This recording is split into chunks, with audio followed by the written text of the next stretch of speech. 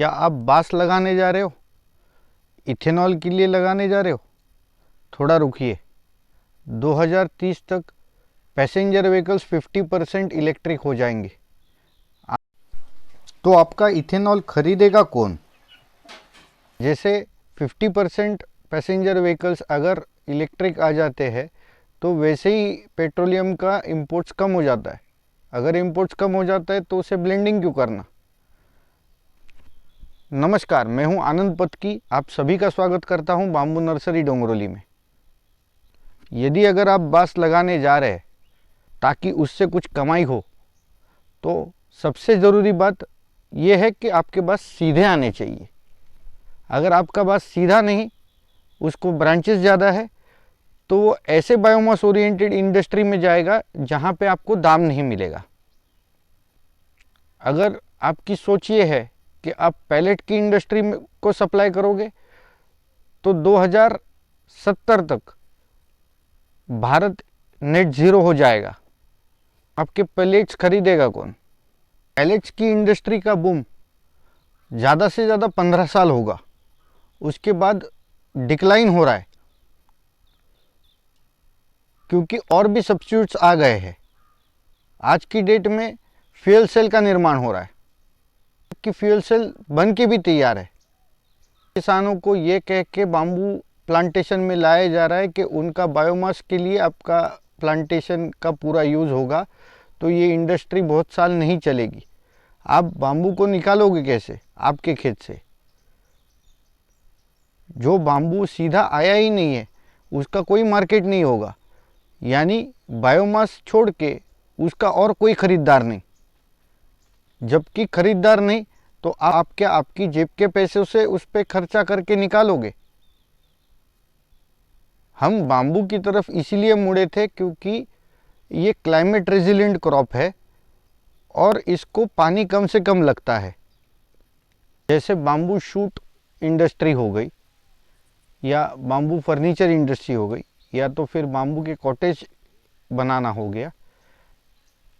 ये सस्टेनेबल है, ये बहुत दूर तक जाएगा और उनको एक स्पेसिफिक टाइप का ही बाम्बू लगेगा कि जो कंसिस्टेंट डायमीटर देता है, जो सीधा आता है और जिसका इंटरनोडल डिस्टेंस भी यूनिफॉर्म है। आप जो बांस लगाने जा रहे हो उनमें ये कोई क्वालिटीज़ नहीं। तक कि मैंने ये भी सुना कि किसी महाशय ने 2 फीट के डिस्टेंस पे बाम्बू लगाने के लिए कहा।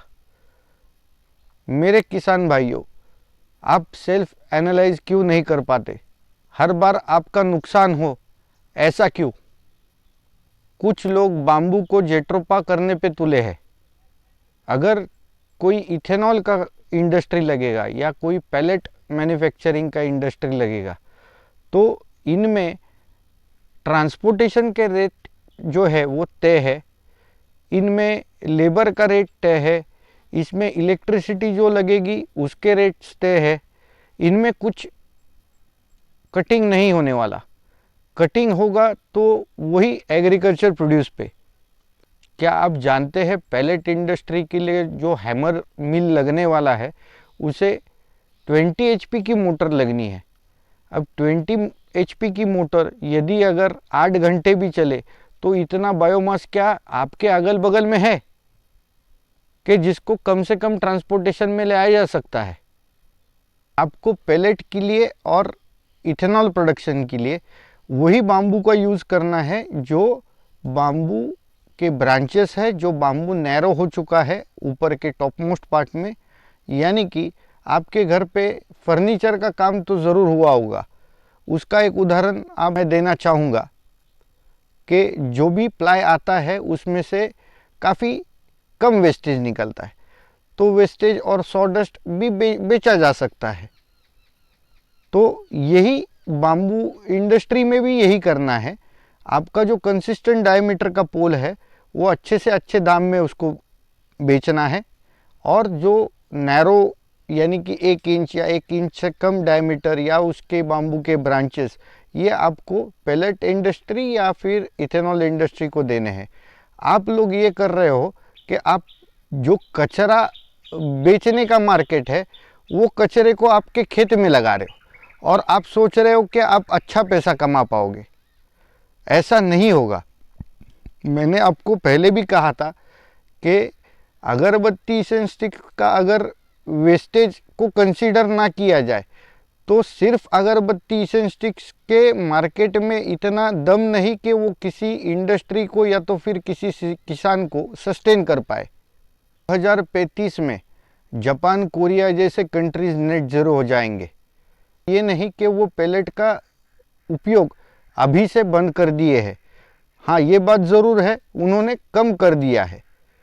आज दुनिया क्लीन एनर्जी, ग्रीन एनर्जी की तरफ ज़्यादा झुकाव रख रही है और हम कार्बन इमिशन ज़्यादा से ज़्यादा करने वाले बिजनेसेस को बढ़ावा दे रहे। वहाँ पे इंडस्ट्री की हालत वैसे ही पतली हुई है क्योंकि इलेक्ट्रिक व्हीकल्स बहुत ही जल्दी आ रहे हैं। 2030 तक 50% पैसेंजर व्हीकल का मार्केट ऑक्यूपाई कर चुके होंगे। उम्मीद करता हूँ कि आपको मेरा ये वीडियो अच्छा लगा होगा। हमारे चैनल को सब्सक्राइब कीजिए, लाइक कीजिए। यदि अगर आपको सीधे आने वाले बांस के बारे में कोई जानकारी चाहिए तो उसको लेके मैं आपके सामने आता रहूँगा।